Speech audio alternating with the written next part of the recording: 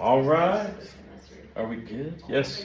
So I'm going to be putting all of the classes on YouTube so you can always go back and rewatch, and starting with the last class. So the first class isn't on video, but I might make like a little intro video, so it'll be like Ped 101 online.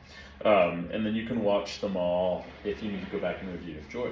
What am I saying? Joy. Will you put the links on the syllabus? Yeah, I think I'll put just a link to the page, and then you can scan through. So it'll be like a playlist on YouTube. Does that sound cool? Yeah. Good. So last time we left off, we looked at the beautiful vocal folds and all the greatness that was there. Just to review, last time we talked about a couple muscles. Does anybody remember what the TA muscle is? Go ahead. I can't say it now. Okay, I cannot say the name, but you can give it a best. Thyroid. I can't even It's remember. okay. Thyroarytenoid. Thyroid, but it's the but basically its job is to distinguish between like head and chest voice. Yeah, so it's the register muscle. Yeah. So everybody say that the TA muscle is the register muscle. Very good. And then the pitch muscle, does anybody remember which one that one is? CT, that's it. Yeah, the CT, which means the cricothyroid. And this is the one that we left off on the last slide. This one that we tried to touch here. So let's go and find it again. So put your fingers on the laryngeal prominence where you feel that. It's okay. And then bring your fingers right over to the side. So this is what you're feeling. You're going to feel down right underneath it, kind of to the side. And people have different positions of this. Some people it's more in the front, and other people it'll venture a little bit further in the back. So we're not cookie cutter, like we've got slightly different bodies. Yeah? Let's go and find it. Now everybody hum for me. Why don't we pick a pitch here? Let's go ahead. And then feel around until you get that pitch to move a little bit. So it'll sound like this. Listen.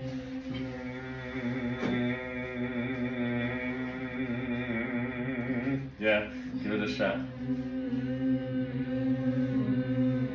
Until you find your CT. This is kind of important because we're going to get into these muscles around the neck. And how the neck muscles, if they're intent. Did everybody find it? If you people, you can keep searching around. Where is it? It's important to know in your body because we have this muscle over here we're going to talk about today. This is called the SEM, or the sternocleidomastoid, okay? And when it gets into tension, it can actually make you sing a little flat, okay? So if you ever have a problem where you're like, oh my gosh, I'm singing flat, or my altos are all flat, what's going on? And then you see a bunch of veins popping out of their throats while they're singing, that could be a sign that they're singing flat because of this musculature antagonism that we're creating. Okay, cool. So we've talked about last time, we talked about that little outer casing, and we're going to go into that a little bit more today. So there's that TA muscle here where it's like spliced down the middle. There's the epiglottis that closes when we swallow. Someone noticed that it cupped over. I can't remember who said it, but you noticed that it cups over a little bit in some singers. This is really common in trained singers. They think that it's associated with lowering your larynx and this cupping over. But right in the middle, you see that's the TA muscle right there. I'm trying to think of anything else we need to look at in this picture. This looks good. This is a kind of cool bone. You don't have to remember this, but this is one of the only free-floating bones in the entire body. It's called the hyoid bone. Go ahead, Joy. Some musicians, you were saying, some singers will like cover their epiglottis. Yes, and make it yeah. cut. Does that do any good or bad? Does it change? Well, so the theory is that there's sound reflecting back and forth. And just like in, if you think about instruments like the trumpet, that trumpet is metal and it's a tube that curves around like this. There's more acoustic energy that gets trapped in a small space, and it builds up and can have potential for a little more loudness because of this. Yeah, this is just a theory though on why it happens and why some singers might prefer a sound where the epiglottis relaxes over the vocal folds. And again, in speech pathology, it's a problem because when you scope them, you're going to have this beautiful image, and then you'll say, now sing, and then the epiglottis closes over, and you actually have to scooch the wire and the camera further down into their throat to get it past the epiglottis. It's fun times. Yeah, it's very mucousy and gross down there. Yeah. Any other questions like that? So this hyoid bone is kind of fun because it's the only free-floating bone, and the tongue attaches to it. The muscles of the tongue attach to it. So when your tongue is in tension, you also might be tugging on this hyoid bone, and we can talk about that when you start pulling back your tongue too far, things like that. All right, so in this picture, we get to look a little bit more at that outer casing. So we've talked about the Disney princess. So if my arm is the TA muscle and I put on that Disney princess glove, that's this outer casing over the TA muscle. So the outer casing and the TA muscle together make up the vocal folds. Does that make sense? And we're studying the multiple parts of the vocal folds. The TA exists inside of that outer casing. Is that clear to everyone? I got into class maybe a couple years ago and it wasn't clear, and then at the final they were like, what? So I'm making it clear that all of that together makes your vocal folds, okay? So we've got this outer layer, and so we're going to start with the outermost layer. It's called the epithelium, okay?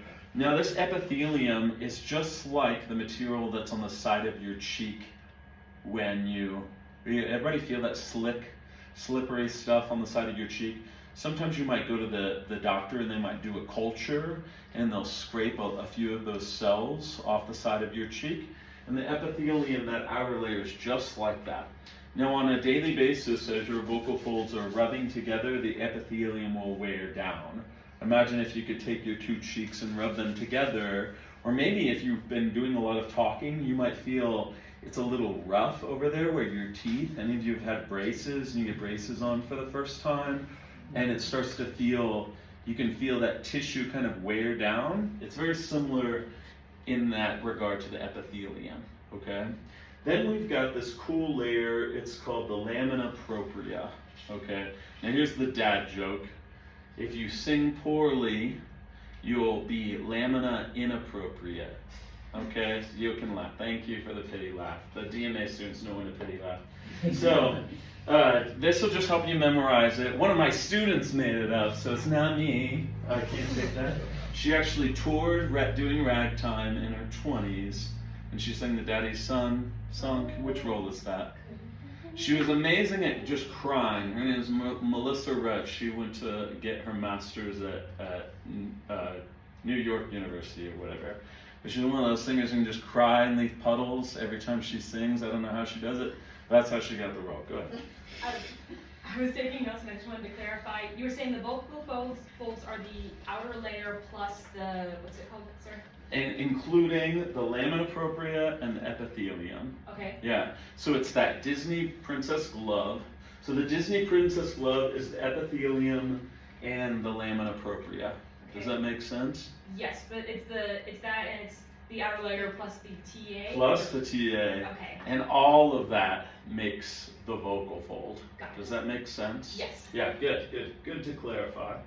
So this, as we're coughing, talking, speaking all day, we'll wear into the outer layer of the lamina propria, okay? So normal people, if you talk a lot, you use your voice a lot, my music educators, my choir directors, my speech pathologists, using their voices all day long, they're gonna wear down this outer layer. Now if we go to bed at night and we have good health, let's say we don't have acid reflux, we don't have allergies, all of that, our bodies reproduce those cells and repair the epithelium and the lamina propria. Now, you also live in Colorado, so it's drier. It's harder in these environments for that whole thing to fix itself. It's a little harder here. But if you have a little bit of acid reflux, how many of you have ever heard of acid reflux? Very common in singers. We actually have statistics that singers tend to suffer a little bit more from acid reflux than other people. And it's theorized that it's because we train abdominally to have this thrust, which imitates the Heimlich maneuver with our abs, right? We're going, yes, we eat a big meal, and then we start doing this thrust with our abdomen, which ends up shooting food up the trachea, up the esophagus and into and onto our vocal folds, okay? So when we don't get that repair at night because of acid reflux, allergies, a cold, COVID, whatever you've got, hopefully you don't have COVID, then this layer doesn't get to fully reproduce at night. So this is why this health is so important with singers.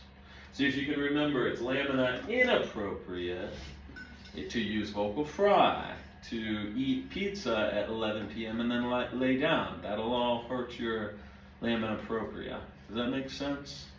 Does that make sense to everybody? So when our vocal folds come together, remember that mucosal wave we played around with?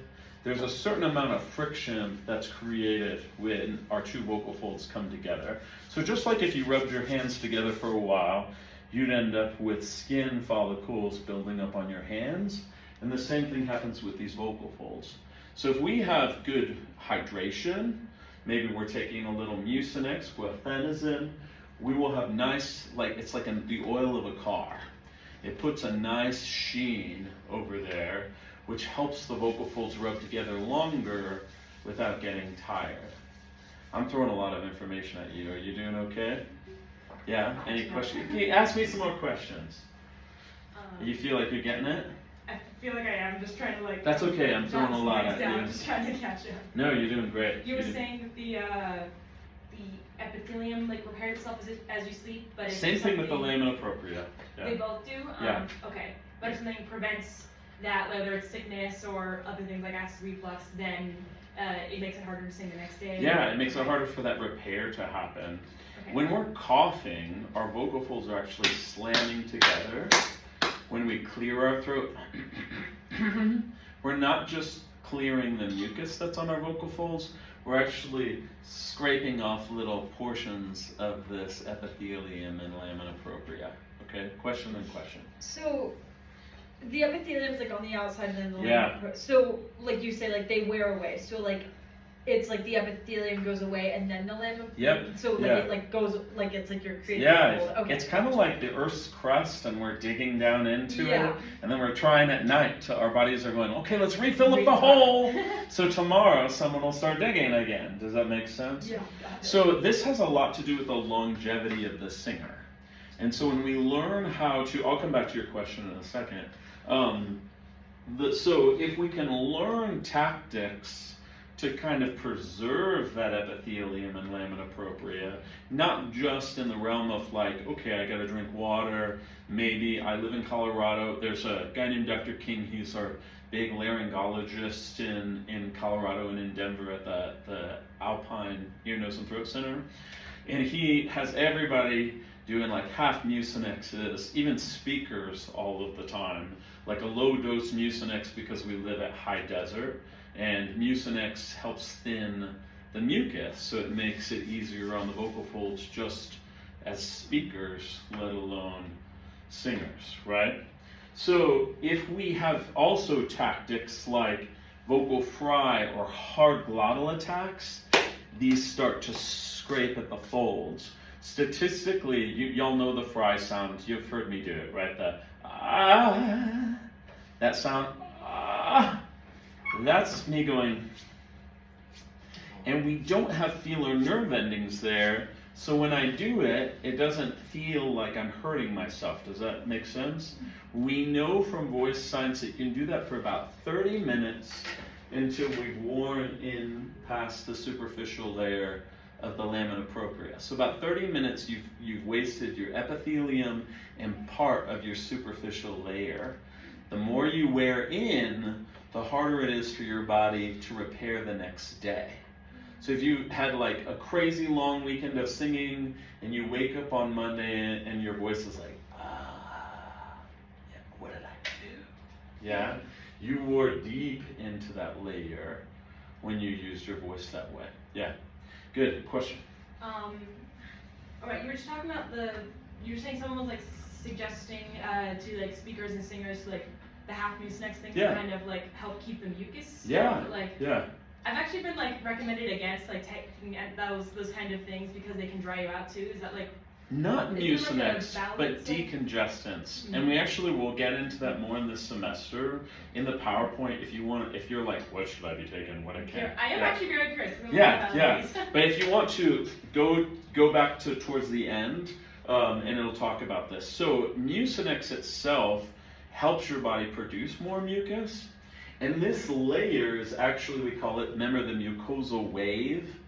Yeah, it's a mucosa, so it's spongy.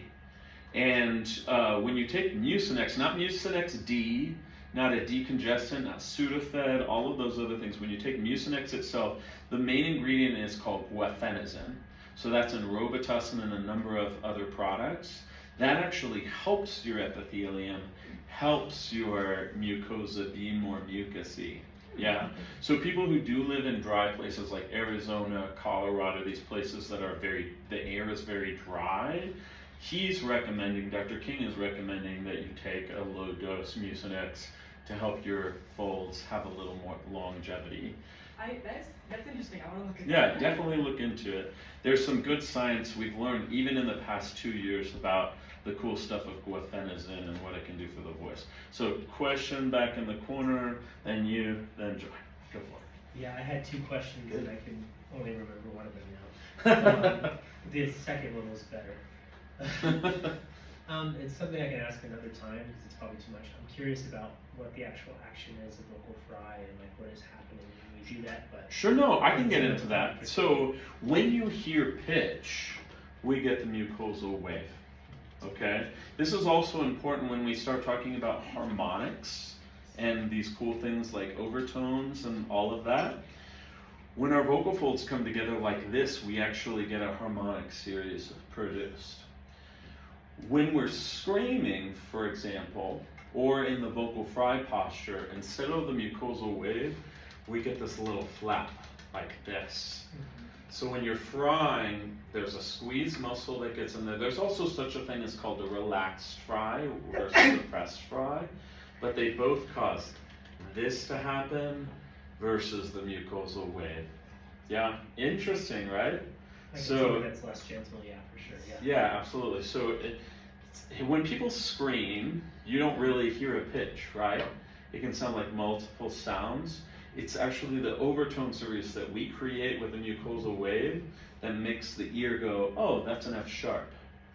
Yeah? Have y'all ever heard of harmonic spellings and enharmonic spellings? A harmonically tuned voice lets us hear that when this goes, you know I sing an F sharp, right? Or something close to that, right? Yeah. If a cymbal crashes, that's a lot of sound, but you don't go F sharp, right? That cymbal is not tuned harmonically, so our ears go, I don't know what pitch that was. Maybe after time the pitch might come out, but it's not a definite pitch. So it doesn't have the harmonic series as part of those noises it makes, the sounds it makes. Does that help clear that up a little bit? Good question. So this might also be a future question like Isabel, but if someone does struggle with acid reflux at night, what are ways to like try to fight that? We're gonna get into that later in the semester, Okay. but so you can feel free, anybody, you can go forward in that PDF and look. But if you do have acid reflux, most people recommend some lifestyle changes. Many doctors will immediately go into what are called proton pump inhibitors or acid reducers. There's really two categories. The proton pump inhibitors are meant to be short term. These are things like Prilosec, Nexium. You're only supposed to use them for 2 weeks. But many doctors will say, here's a month's supply and that sort of thing. And we can talk about that scariness that is. There's a whole other group of acid reducers just called acid reducers. And it actually says on the back whether it's a proton pump inhibitor or an acid reducer. So if you're having a major event, like you're experiencing a lot of heartburn and or just a lot of burning sensations in your throat, a proton pump inhibitor is great because it just shuts it down. But eventually you're going to have to supplement that with some lifestyle change things and or moving more into extended release acid reducers. So proton pump inhibitors, proton pumps in your stomach produce acid, and these proton pump inhibitors stop your body from producing acid. Acid reducers just neutralize the acid that's in your stomach. So if you know, like an acid and a base, if y'all remember that, alkaline versus acidic, things that are, when you throw that chalky Tums in your mouth, that's an acid reducer that neutralizes the acidity in your spit and in your stomach, but it's temporary. So that gets you started on that journey. We recommend things like putting your bed on an incline, maybe eating an alkaline meal for dinner instead of an acidic meal, so you can look at foods that produce less acidity in your stomach. There's all kinds of fun things you can do. You kind of have to know yourself and figure out, okay, when in the day do I need to stop drinking coffee, things like that. Coffee's very acidic. We have a culture of production and productivity, and we tend to drink coffee a lot in our days, which can cause a lot of acid reflux. But if some of you have individual health issues and you want to talk to me about it, I can tell you what the world of laryngology and speech pathology say about some of these ailments, like asthma can affect your voice, acid reflux, allergies, chronic illness, things like that. Good. There was another question. Joy. So the epithelium and the Lamina propria? lamina propria, they build up every night, but at what point do they become like nodes or polyps? Because I've heard also that it happens a lot more in speakers than in singers. Yeah, there's statistics on this, whether it's singers or speakers. Most of the time, singers, especially trained singers, speech pathology is rooted in operatic concepts. In fact, I believe it wasn't until the 1920s that speech pathology had like a society. And what they started doing is going, well, who in the world has the most longevity? And they were like, those opera singers seem to be able to sing for a long time, and they seem to be able to sing longer than everybody else. Let's go study what those opera singers did. And so that speech pathology actually initially started just stealing from opera singers and being like, well, that guy Manuel Garcia said some cool stuff. They even gave him an honorary doctorate. Yeah? So it was really from voice teachers and opera that they started pulling some of the early concepts of speech pathology. So when it comes to nodules is a prolonged, extended period of usually inflammation and misuse. And generally, when we talk about speech pathology, I won't get into too much of this today, but we'll talk about it. Let's say someone has acid reflux, and they go to the ENT or their doctor, and their doctor says, yep, I see acid reflux. They will give that person a drug that addresses acid reflux. However, when we have inflammation, especially chronic inflammation, this is really linked with the article that I wrote, and it was released in September. I can send it to y'all if y'all would like. The body learns to compensate for inflammation and starts to do fun things, okay? Like squeezing a little bit more to make the voice work. How many of you have ever been in that situation where you're like, the altos need me, you know? And so you're like, okay, I can muscle through this. And then I start going, and squeezing a little bit, putting a little of that feeling. Everybody go, huh. How many of you felt that when you're a little sick? If you talk normal, you'll sound like this, but if you give it a little squeeze, you have a little bit more voice. But it's a cyclical bad thing. Does that make sense? So what happens if you have chronic acid reflux? You're dealing with chronic inflammation, and then the body learns to compensate habitually for that acid reflux.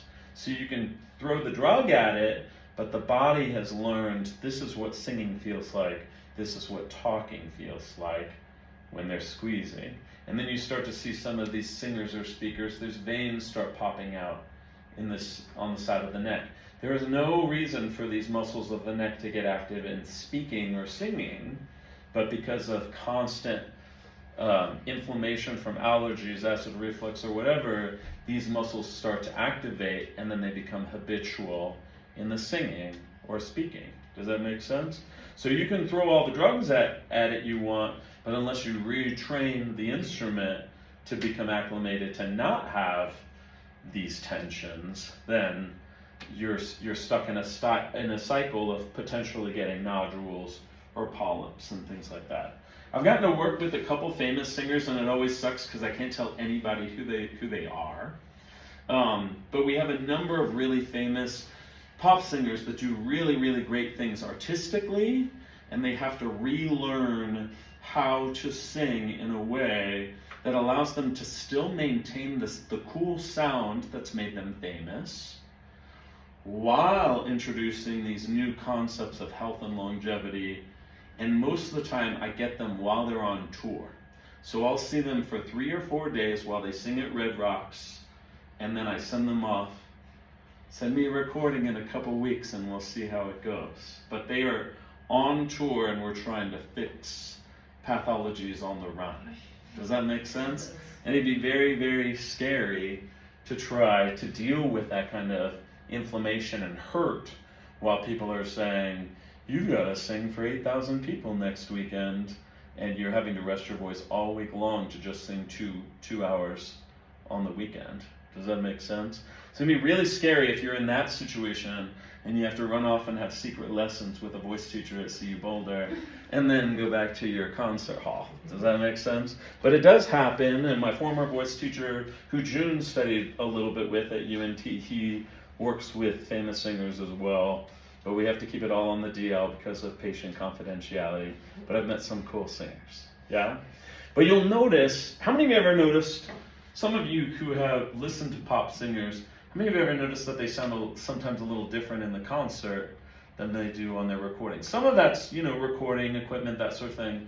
But many of the trained ones, the ones who've had good training in this, they will use less vocal fry, and they will use more health and longevity tactics for their performing in concert halls than they will in the studio. I mentioned earlier you can use the vocal fry for about 30 minutes before it starts getting in there to the lamina propria. You could go in and do a recording session for 30 minutes, rest your voice for the rest of the day, and that fry isn't going to hurt you. You try to do it for 2 hours at Red Rocks, that's when it hurts. When you're on Broadway singing 5 days a week, that's going to hurt. And that's why singers like Audra McDonald, Christian Chenoweth are the ones that had all the longevity, because they had the real training, not the ones that ran out there at 19 going, ah, and sang and got the audition, but hurt their voice. Go for it. I was actually going to say, I've definitely heard what you were talking about. Like, you'll see people like in concert or in live things, and they sound so different there than they have like on the albums and such. I actually saw a concert over the summer, and I was like astounded because he sounded almost exactly like he did on the, like I could tell it was a live, it wasn't one of those recording things, but that's great. He sounded like so similar to how he does on the album. I just thought that was like really cool because I could kind of tell the technique he was using. That's great, that's good. And the more you educate yourself on this stuff, the more you'll be like, well, there's a little vocal fry, let's see if you can do. Well, I heard a little audible breath, Okay, nice. All right, so it's like you can go to these concerts and be like, will they have the longevity, ladies and gentlemen? Yeah, it works out. Yeah, you start to hear it all. It's a blessing and a curse, because then you sit there and you hear it all, and then you know how to fix them, though. So it's a beautiful thing. Yeah. Any other questions? We opened up the can of worms, of nodules and all that stuff. So let's talk about let's actually review what's down here at the bottom. So we've talked about that CT muscle, the TA muscle. Sometimes the TA muscle is called the vocalis muscle in some texts. So that's just something to store away, but they mean the same thing. Vocalis muscle and TA muscle are the exact same thing, okay? The TA muscle is a lowering pitch function as well, but secondary to the CT. So the TA can affect pitch a little bit, but in your brain, just store it away as the register muscle. It has some secondary functions, okay? two things that we need to talk about. In my grad class, we memorize these other muscles, and here I won't make you, okay? So in this class, we need to talk about muscular adductors. I mentioned these a couple classes ago. Adductors, we have 3 of them. Notice the TA is in there, okay? They help bring the vocal folds together, add. And then we have one muscle that's more active in singing than in speaking, and it's called the posterior cricothyroid. No, don't remember that. Just remember we got a muscle abductor and 3 adductors. Go ahead. We've talked about like pitch and registration and how that like different muscles Yeah. control that. Do people who have different who sing different parts, like a baritone versus a tenor, would it physically like look different? Slightly. Muscles, So like a cisgender male is going to primarily use the TA muscle in the bulk of their range. Okay. So you'll see in most tenors and baritones that are cisgender male, there's a denseness and a thickness, and that means that the mucosal wave goes from the bottom of the voice to the top of the voice. So if I'm singing, "Aye," that's all TA, and that's all my TA muscle active. If I go, "Woo," there was a little midpoint in there where the TA came on like a little dimmer a little bit, and then got thicker as I went to lower pitches. Yeah, that "woo" sound, no TA in that sound. Okay. Does that make That's sense? interesting. Yeah, so cisgender females and countertenors, they're mostly singing in the bulk of the range that is head voice dominant. Mixed voice has just a little TA. Yeah, mixed head voice, a little TA, but not the full bulk. Does that make sense? Yeah. Interesting. Thanks. Cool. Any other questions? Good. So, we got these, everybody got these adductors, bring the vocal folds together, abduct, take away, if that helps you. Yeah? Abduction, yeah. One muscle that pulls apart. So this muscle is kind of important when we're breathing. So if someone's very tense, we call it, or there's a lot of squeeze in the voice, we call it hyperadduction. That's when the vocal folds really, they're working real hard, okay? And one of the signs of hyperadduction is that the PCA can't function fully. So you're squeeze, and then you go to breathe and it goes, because the vocal folds are still in the way when the singer is breathing in. Does that make sense? So when we get a silent breath or a silent inhalation, that means the PCA is able to do its job of pulling the vocal folds out of the way. Can everybody do that? Go. Your vocal folds are a little in the airway right now.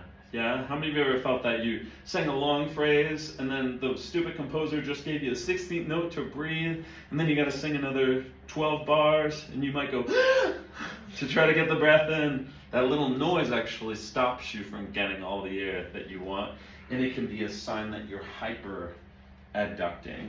The opposite is hypoadducting. About a good 80% of the people that come into speech pathology to get work are hyperadducting. They're not hypoadducting. There's very few people that are like, oh, my voice just feels so easy and it's like no effort. So yeah, I thought I'd come into speech pathology. You know, they don't need that. It's the people that are working real hard that you get all that squeeze. So that makes sense. I'm just too chill. Yeah, that'd be a Colorado thing. Like speech pathologists for Coloradans. Yeah, go ahead, Joy. I don't know why I keep wanting to call you multiple names today. Go I ahead. have 3 brothers. I'm called by like 6 names. There you go. I'm the youngest of 4. I get you. Go ahead, Joy. But with hypoadduction, Mhm. yeah. What's the problem? Well, wouldn't there also be like super breathy quality would be that? Yeah, there would be breathy quality. We also have that it can dry out the outer layer of the epithelium. Yeah. So you remember that contact time that I was talking about? With hypoadduction, the vocal folds kind of do this, where they don't quite come together as much, and then there's no exchange of mucus. They're kissing, okay? You can see in this picture, this is a kind of breakdown of air building up underneath. That's the mucosal wave here in this middle picture. So when we're breathy, it looks like this, yeah? And the downside of this is it dries out the epithelium and it can crack. We talked about this, right? Like the lips, when you sleep with your mouth open at night and you wake up, my lip is bleeding. It's because your lips dried out. Same thing happens if you're on this side. This is actually something that's very confusing for a lot of voice teachers, because many voice teachers will associate a relaxed tone with something that's slightly breathy. And it turns out that slightly breathy can be just as damaging as too tight. So we're going for, does anybody remember that medial compression of the vocal folds? Yeah, there you go. So that medial compression of the vocal folds is that ideal state where the mucus gets to go each cycle and share its mucus. Yeah, I know, I'm sorry. They like sharing mucus, yeah? But the vocal folds like touching each other. So breathiness is just as bad. And I've even run into this talking with like other voice teachers, and they're like, well, I like a little breathiness in the sound. It lets me know that they're not pushing. But it turns out that little breathiness can be just as damaging as too squeezy. Yeah? Makes sense to everybody? Yeah. Hypoadduction, breathy. Hypo, you can think of a hippo. Hypo, yeah? And then hyper, I'm working so hard. Yeah? Cool. Awesome. So let's get into some of these muscles. This is very specific to taking vocal pedagogy with Dr. J because of my speech pathology background. SEM is rarely talked about in many pedagogy books, but it's something that I try to bring into my articles and things like that to make sure that voice teachers are aware. So this SEM is a muscle that attaches the sternocleidomastoid. So you can hear in the name sternum, sternocleidomastoid head. So it attaches right behind your ear and runs down right in front of your throat, okay? For some people, this muscle comes really, really far forward into like an apex here, and other people, it'll sit a little bit further over to the side. So go and feel your throat. This first muscle, so you feel where your larynx is and everything, and then this first muscle right here, give it a nice massage, is your SEM, okay? So the problem with this SEM, this is the worst muscle that we want in tension while we're singing, and this is mostly when you see those veins popping in the neck, is this muscle can actually squish up against the CT muscle. Do y'all remember where that CT muscle was? I'll go back to it. Here's where the CT muscle is. Do you see how this is a problem? The SEM for many people can cross right over it. So as the neck gets thick and tense, it starts to push on that CT. And what happened earlier when I made you hum and press on your CT? Yeah, and did the pitch go up or go down? It went down, exactly. So when the SEM gets in tension, it can start to depress the pitch and make the pitch sound lower. Many people with SEM tension, you'll hear them sing in tune in the phrase, and then when their vibrato releases at the end of the phrase, like with a musical theater singer, it would sound something like this. I met a man without $1 to his name, who had no traits of any value but his smile. It almost sounds out of tune when the vibrato kicks in right at the end. And that might be a cue. Let's look over to the side and see if that SEM is in tension. Okay, does that make sense to everybody? How many have ever heard singers like that? It sounds totally in tune until the last note, and then you hear this, and that's that SEM getting active. Okay, so our main issue with it as singers is that it can lower the pitch, and it can also make the singer feel very cumbersome. It can feel like there's all this weight and energy that's being expelled when they're singing. They feel like they have to blow really hard, put more air through the voice than they should have to, and that creates like a laborment. Does that make sense? Any questions about the SEM? Good. What's the difference between SEM tension and TMJ? TMJ is actually rooted mostly in the jaw, and it's right here is where you're going to feel that tension. TMJ is more so about the joint, and We can have tensions that are associated with TMJ, but it's more about this joint here. Yeah, this is a good thing to bring up because the muscles under the chin are often blamed for TMJ tension. So many people will say, oh, you have jaw tension. How many of you have ever seen a singer where their jaw was shaking with vibrato? Yeah, have y'all seen that? Most people go, oh, relax your jaw. That must be tension at the jaw. And in fact, what's pulling on the chin is actually these muscles underneath, and they're attached to the top. Yeah? So you can see this, the mylohyoid right here, and the geniohyoid. Notice it says hyoid. Do y'all remember the hyoid bone from earlier? So they both attach to the hyoid bone, and ironically, this can change your vibrato rate. So I've seen a lot of really young, venerated singers. Like your parents are like, wow, they sound just like Adele, and they're only 11. Yeah, and so they've got adult-sized vibratos, and a lot of time that's caused by the mylohyoid or geniohyoid joining in the cycle of vibrato, right? We're going to talk about where vibrato should be isolated. It's isolated just to the CT. When we see people's head shaking, their jaw shaking, their neck pulsating, or even you might see even shaking down here. We've seen it in up to 8 muscle groups: the nostrils, the eyebrows, oscillating with vibrato. We're just talking about the ones that it's problematic. So let's test, all right? So everybody take a thumb. You're gonna put your thumb in this region right here, okay? And what we wanna do, let's just say all the vowels, and I want y'all to tell me, it's really typical, especially for singers, to have some of this tension, okay? This is partially a product of us being told at some point, I started singing at 8 years old, is to make space in the back. And what I did when I was 8 years old, I said, okay, I'm gonna make all this yawn space.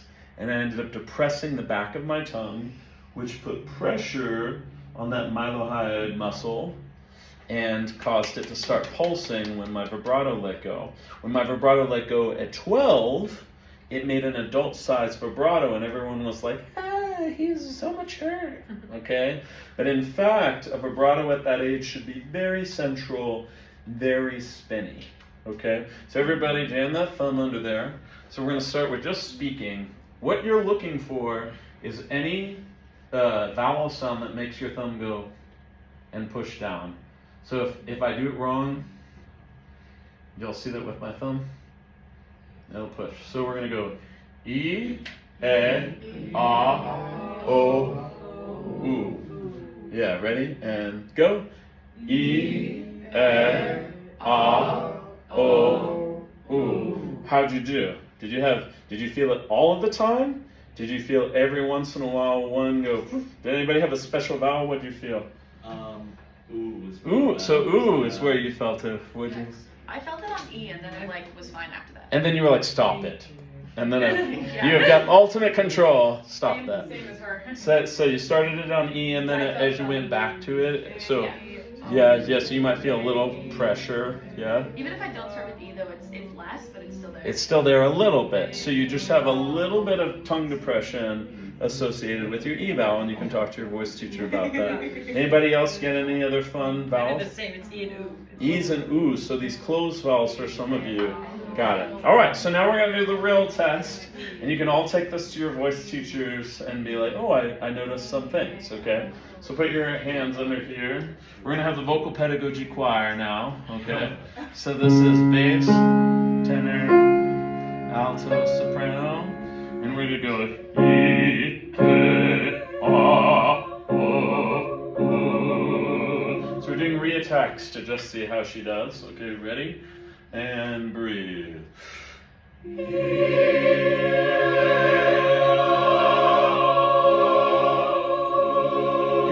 Now your instinct, because we're singing together, y'all are all going, and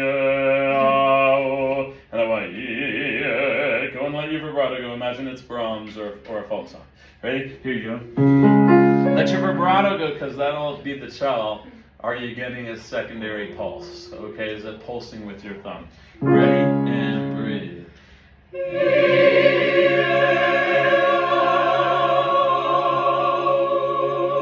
let's go past that. And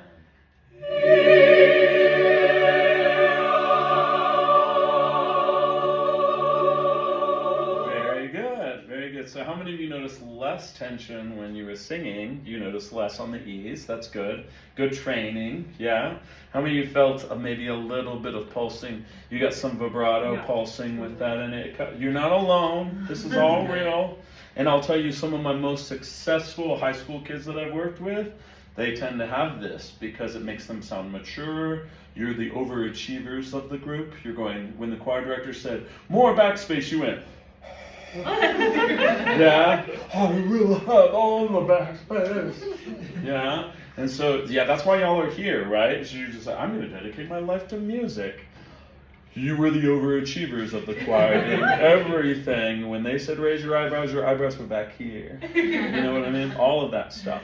So it's normal for young, successful singers to have a bit of this tension. And if you notice it was better in your singing than in your speaking, then try to take some of the goods from your singing and put them in your speaking. If you felt like your speaking was a little bit better than your singing, then maybe you need some, what the Italians call come si parla. You need a little bit more speaking in your singing. Does that make sense to all of you? So you felt, maybe some of you felt it every once in a while, a pulse. Those are the ones you want to take to your voice teacher and be like, hey, I'm pulsing on the E vowel, or I'm pulsing on the E vowel. Can we rework a new tongue position that's not going to put pressure on that mylohyoid and geniohyoid muscle? Okay? Does that make sense to everybody? Good, Joy. So is the way to kind of work that out just to change your tongue position? Absolutely. There's lots of techniques.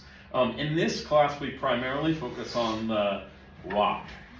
Like, why do we lift the soft palate? Why do we need this? In my other class, we focus on maybe 8 ways to address mylohyoid, geniohyoid. But there's lots of different ways. I'll give you some fast ones, but you won't be tested on this. That's not what this class is about, okay? So one thing, just by putting your thumb in there, you're creating resistance against the muscle. You're telling that muscle, hey, we don't need to do that. You can start doing stretches and underbite stretches to stretch that muscle to create elongation and body awareness of it. If you bring your head a little bit closer to your chin, you can shorten that muscle so you create a little lax tension with that muscle. You can change tongue position. Many people advocate for moving the tip of the tongue down where you feel the roots of your teeth. So you're creating a little arch in your tongue. Most of it's created by depressing the back of the tongue. These are a number of different ways you can address it. In my article, I talk about the stretching exercises, and that's a good starting place. It just builds body awareness. So you're not only stretching's nice and relaxing, but there's also ideologies of movement. When you stretch something, you bring mindfulness to it, right? You feel that muscle when you've stretched it, and then you're more conscious of it when it activates, yeah? But long term, if you just keep jamming your thumb up there, you're telling that muscle, hey, we don't need you. We don't need you for vibrato. And it usually changes the vibrato cycle. For most of you, when you don't have it, your vibrato will become faster and more central, and that's a good thing at your age, okay? Because when you get to my age, the cartilages get heavier, the muscles get thicker, everything gets harder and harder. Have you ever felt a baby's nose or ear? Yeah? What does it feel like, Libby? It's like squishy. Like it's super squishy, yeah. Conversely, have you ever felt your grandpa's nose or your grandma's ear? No. They're very hard, and they become calcified and bony. So when you're 70, your ear won't bend like this. Your ear will be bony and less flexible. So the same thing happens with the vocal folds. The older you get, the more your vibrato is going to innately be wider and bigger. So you shouldn't have the big wide vibrato right now. You shouldn't sound like myself or Professor Bird or Abigail Nims, right? Our voices have matured, and in fact, most of your voice faculty have lighter voice. I'm the only dramatic voice type out of all of them. So I sing Verdi, I've sung a little bit of Wagner and things like that. These have the loudest orchestras. And Professor Garland does Mozart, much lighter. Abigail Nims does early music. So you're lucky you have a bunch of voice teachers that have lighter instruments that are closer to the way you should sound at your age. Does that make sense? When I sing, you may have noticed my vibrato is a little bit bigger, and that's part of having a bigger voice. Yeah? Does that make sense to y'all? So I have to be really careful. If I get any of this, I'm going to be like, oh, oh, oh. You know, I'll sound like a car alarm has gone off. Does that make sense? So I have to, Wagner and Verdi singers have to be extra careful, or we're going to be wobble fests. Yeah, that's the technical term, by the way, wobble fest. Yeah, go ahead. Have you ever performed a ring cycle? I haven't. So I did what's called Helden tenor with San Francisco Opera when I was just a little older than you. And then I retired into Verdi. I was like, that's too loud. I want to sing loud like that all the time. So I went the next notch down.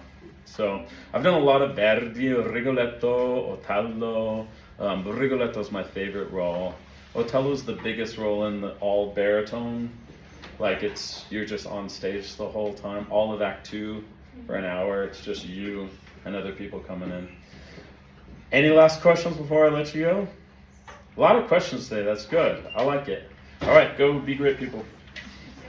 We'll finish up the